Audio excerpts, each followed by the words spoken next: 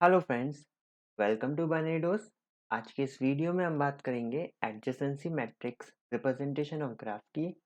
But before that, make sure you like the video and subscribe बनेडोस।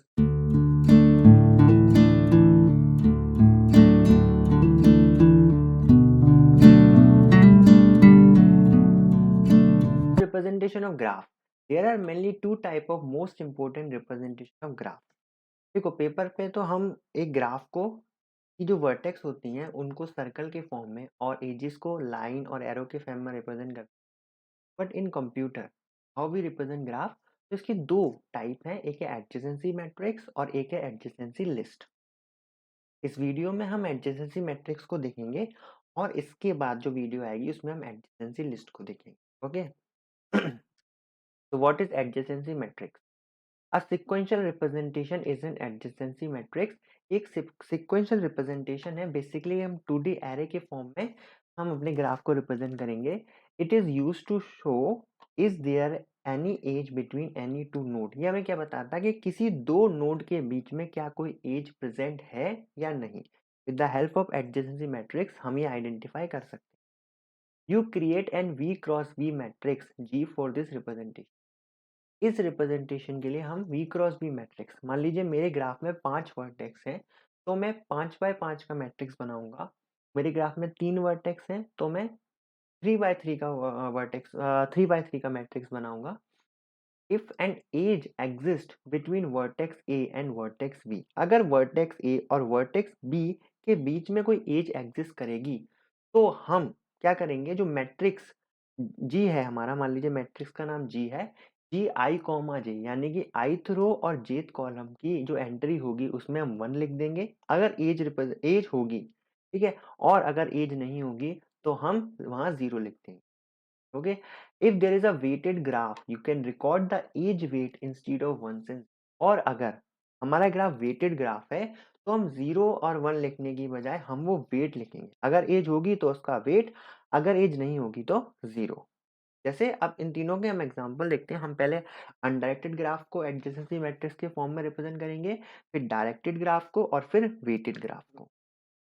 तो सबसे पहले ये अनडायरेक्टेड ग्राफ है।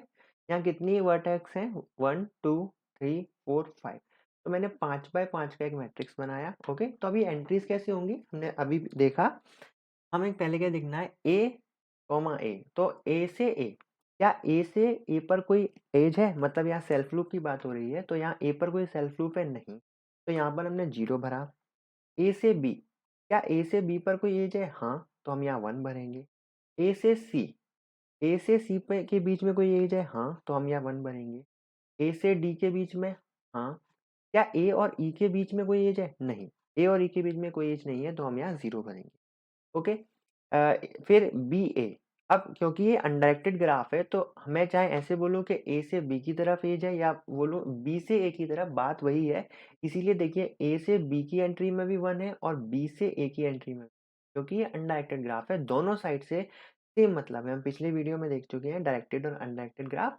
अगर आपने वो वीडियो देखा है तो ऊपर आई बटन पर क्लिक करके आप वो वीडियो देख सकते हैं, ठीक है। तो इस तरीके से हम अनडायरेक्टेड ग्राफ में आप इन सारी एंट्रीज को कंपेयर करके देख सकते हैं। इस तरह हम अनडायरेक्टेड ग्राफ में मैट्रिक्स बनाते हैं और एडजेसेंसी मैट्रिक्स के फॉर्म में हम हमारे ग्राफ को रिप्रेजेंट करते हैं।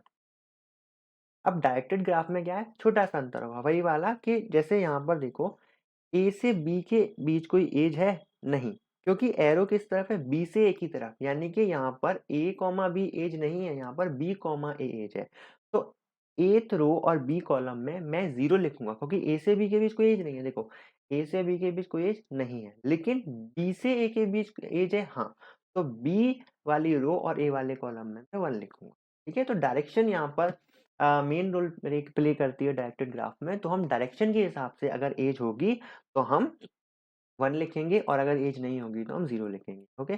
जैसे ए से सी के बीच कोई एज है? नहीं, क्योंकि डायरेक्शन सी से ए की तरफ है। तो ए रो और सी कॉलम में मैं 0 लिखूंगा, लेकिन सी रो और ए कॉलम में मैं 1 लिखूंगा। जैसे सी रो और ए कॉलम 1, बट ए रो और सी कॉलम में मैं 0 लिखूंगा, ठीक है। तो इस तरह हम डायरेक्टेड ग्राफ को रिप्रेजेंट करते हैं। और वेटेड ग्राफ को हम जानते हैं कैसे, ये अनडायरेक्टेड ग्राफ है तो दोनों साइड से कोई फर्क नहीं पड़ेगा, और ये वेटेड ग्राफ है तो यहाँ पर मैं 1 की जगह पर वो वेट लिखूंगा जो वेट इन ग्राफ में है। जैसे ए से बी के बीच एज है, हाँ एज है, लेकिन अब मैं 1 ना लिखते हुए इस एज का वेट लिखूंगा। तो ए से बी के बीच जो एज है वहां पर मैं 3 लिखूंगा, ठीक है। जैसे ए से डी के बीच एज है, हाँ, तो मैं 8 लिखूंगा, ए से डी के बीच 8, ठीक है। और बी से ई के बीच एज नहीं है तो वहां मैं 0 लिखूंगा। बी से ई के बीच कोई एज नहीं है तो मैंने वहां 0 लिख दिया। इस तरह आप तीनों ग्राफ के पूरे पूरे मैट्रिक्स फिल कर सकते हैं, और अब आप कोई भी ग्राफ को एडजेसेंसी मैट्रिक्स के फॉर्म में रिप्रेजेंट। काफी इजी टॉपिक है, ठीक है। नेक्स्ट वीडियो में हम एडजेसेंसी लिस्ट को देखेंगे। आई होप आपको ये वीडियो पसंद आया होगा। अगर आपको ये वीडियो पसंद आया है तो इसको लाइक कीजिए, इस चैनल को सब्सक्राइब कीजिए, इस प्लेलिस्ट को एक्सेस कीजिए, इसका लिंक डिस्क्रिप्शन में है। Thank you very much.